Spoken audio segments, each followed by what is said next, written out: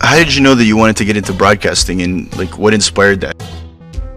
And who was the one who kind of brought you in and gave you your first gig? Oh, I don't even know when I wanted to start. I mean, it's something that's been in my head a long time. I listened to radio since I was a little kid, and I really listened intently. And I guess I never really thought, I didn't know you could get a job on the radio. Like, I just didn't know how you would do that. And then one day I was flipping through a course calendar for a community college, and I went, oh, they have radio broadcasting. I didn't know you could do that. All right, I'll take that. And that's pretty much how it goes.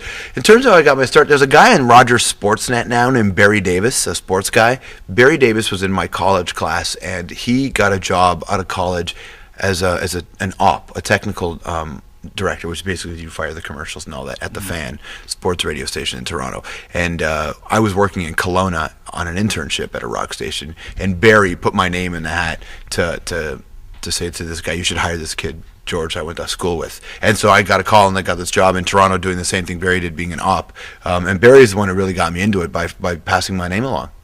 That's cool. And now I watch him doing Raptors games on Rogers, and I'm like, there he is. It's the great Barry Davis. That's cool. So how did it feel to see your name in print for the first time, and maybe hear your own voice on the radio for the first time? I think the first time is weird. You know, the first time because you don't hear your voice on the radio because it's happening live, so you don't actually know what's going on.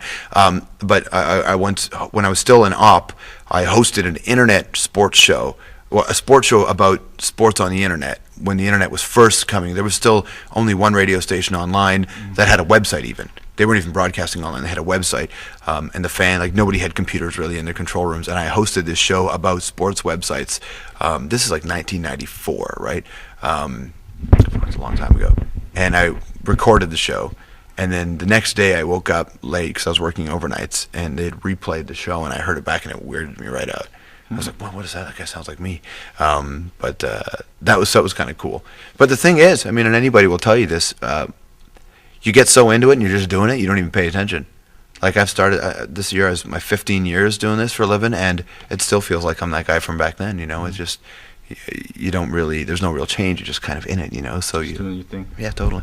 So do you ever get nervous anymore, or? No. I don't think it's not really my bit. Sometimes I get anxious. I got a bit of anxiety before a big show if I have a big crowd, and, like the Geminis or any concert thing like that, backstage, you have to go and do a kind of, a monologue essentially. You have to, you have to win the audience over early. You get a bit of anxiety backstage, but then once you get out there and you get the first laugh or the first reaction that you need, you kind of catch a wave and you settle into who you are. You monitor your voice. You say, am I doing this properly? But again, some anxiety for sure before some big shows, but not for the hour. The hour is this is like my living room in a sense. I sit in that chair. Here. Yeah, I sit in that chair every day.